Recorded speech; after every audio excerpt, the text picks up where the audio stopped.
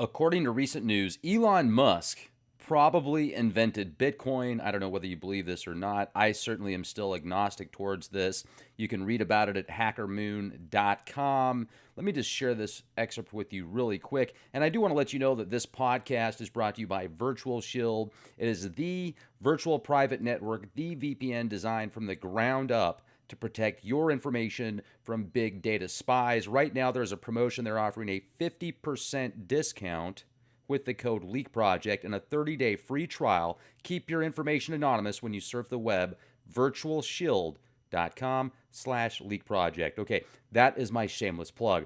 Now, according to this article, Satoshi Nakamoto is probably Elon Musk.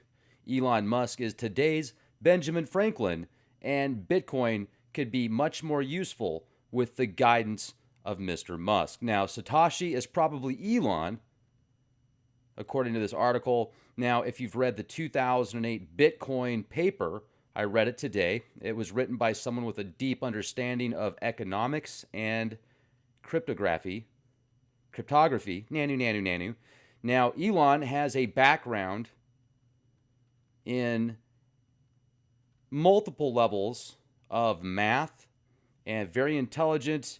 He has a mastery of C++ in code, and that's associated with Bitcoin as well, according to this article. He is a self-taught polymath. He repeatedly innovates across fields. Yes, hello, my name's Captain Obvious. Now, in 2008, that was when the Great Recession, more of a correction. Remember, a lot going on back then. So that's when the paper came out. If you read the Bitcoin paper, according to this author, which, by the way, the author of this article is Sahil Gupta. Let me share this with you real quick. Also, Elon Musk denied being Satoshi Nakamoto. He even said that he forgot where some cryptocurrency that he was given from a friend went. He doesn't know where it is. He said, I lost the Bitcoins. Now, whoever started Bitcoin would be worth approximately $7 to $8 billion, if not more right now. A single Bitcoin is going for $10,394 at this current moment. That is absolutely incredible, especially figuring you can pick up an ounce of gold for about $1,285. You can pick up silver for about $16.80 an ounce, approximately. So, tangible silver and gold or Bitcoin, you decide. But the market right now, I'm telling you, it's hot. It's going nuts. It fluctuated yesterday, got up to $11,300 and something dollars, went all the way down to $9,000 something. So it's moving and grooving. Just don't get too emotional if you get in. Now, according to another article that I discovered called Crypto Muse, medium.com, it's titled How the NSA Identified Satoshi Nakamoto. This is by Alexander Muse. And he says the creator of Bitcoin was discovered using stylometry, which is a tool that authorities use to figure out who somebody is via text, via comments, via blogging, via posts, because organizations like the NSA have access to billions of emails and blog posts and comments and threads that people leave. And this database, they can take a specific storyline and connect it with somebody's writing style. So according to this article, they were able to discover who this person is, Satoshi Nakamoto. They're just not saying who. So what do you think about that? Stylometry. Let me read a little bit about this to you. According to this person's source, the NSA was able to use the writer and variant method of stylometry to compare Satoshi's known writing with trillions of writing samples from people across the globe. By taking Satoshi's text and finding the 50 most common words, the NSA was able to break down his text into 5,000 word chunks and analyze each to find the frequency of those specific 50 words. This results in a unique 50 number identifier for each individual chunk, and the lovely NSA then places each of these numbers into a 50-dimensional space, flattening them into a plane. See, I told you the Earth was flat. Okay, I'm joking.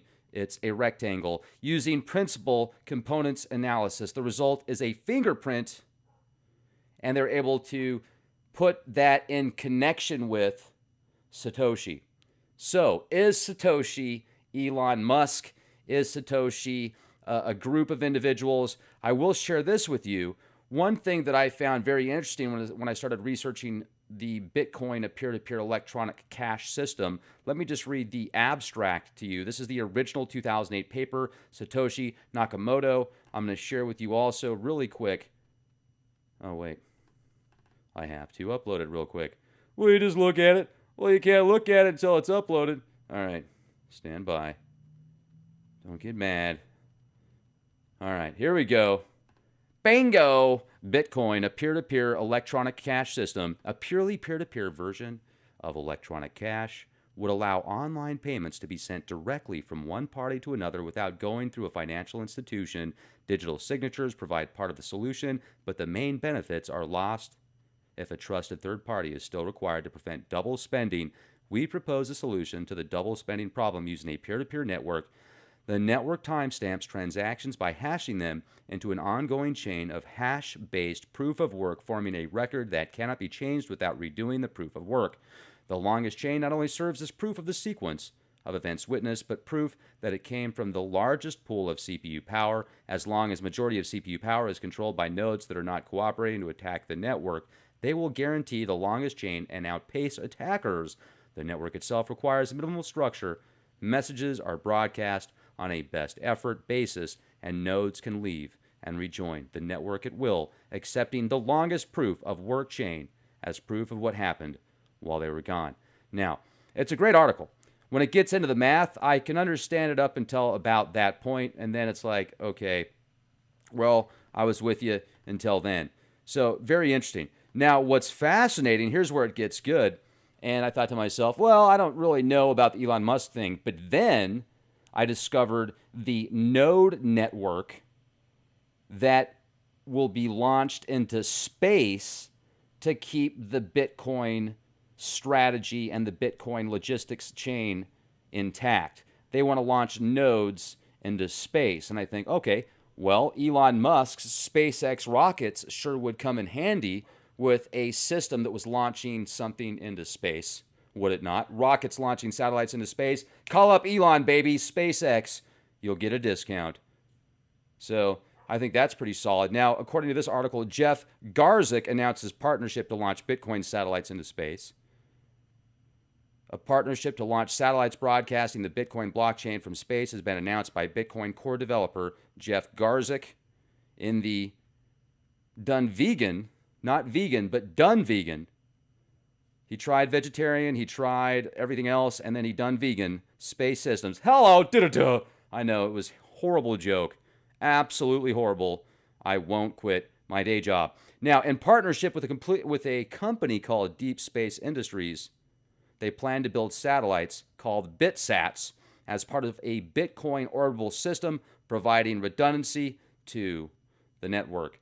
So, Bitcoin satellites in space, China, Dark Army, Mr. Robot.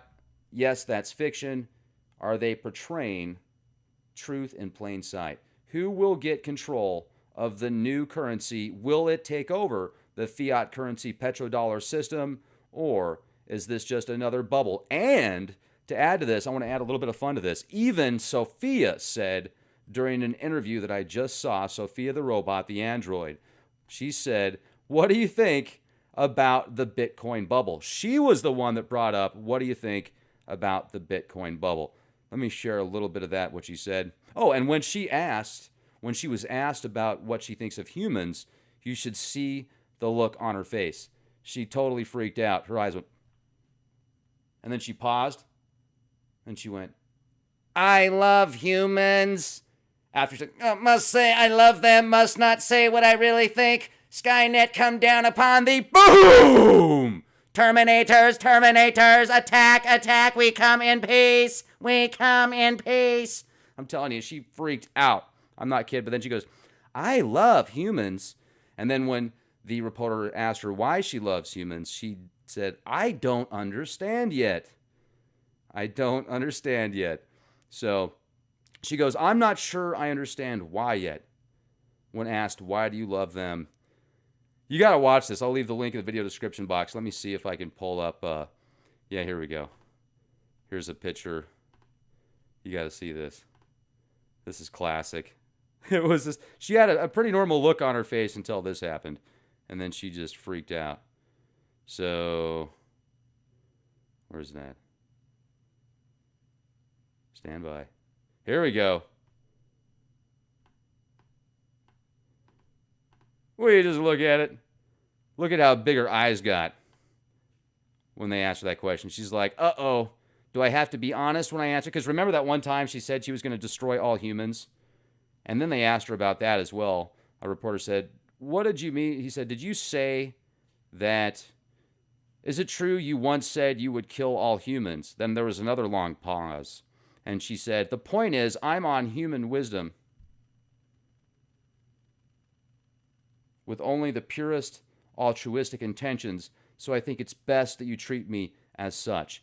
Otherwise, I will send Skynet down upon thee and launch everybody into oblivion because I am the new artificial intelligence non-biological entity that controls the new system.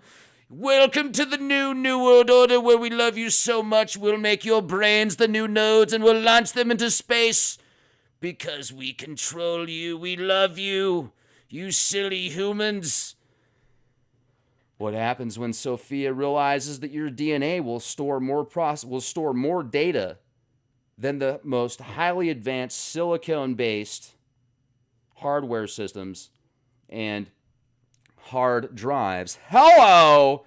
Will she use you as her processing power? And to add to this, when you really look into this Bitcoin system and how it works, it's fascinating. And is it something that will actually feed the AI? Will it feed a non-biological entity, or was it designed to make somebody extremely rich and they're getting ready to come out of the shadows because they see that the Bitcoin is now at over $10,000 per Bitcoin? One Bitcoin or 8.5 ounces of solid gold? You decide. I think it's like 460 ounces worth of silver. Well, I did the math on this. What was the math? Silver. We just look at it. Yeah, 635 ounces of silver bullion versus 1 Bitcoin or 8.12 ounces of gold. Now, if you are interested in diversifying your investments, check out noblegoldinvestments.com/leak project. I'll leave a link for that as well. I have precious metals from Noble Gold Investments. Definitely an opportunity to think about. Or, hey, maybe Bitcoin. If you've got $20,000 to drop on a couple Bitcoins, just be careful and don't get emotionally attached because that's when people tend to lose more money. All right, there you go. Have an excellent day. Be the change you want to see. And don't forget, nanny, nanny, nanny, nanny, nanny.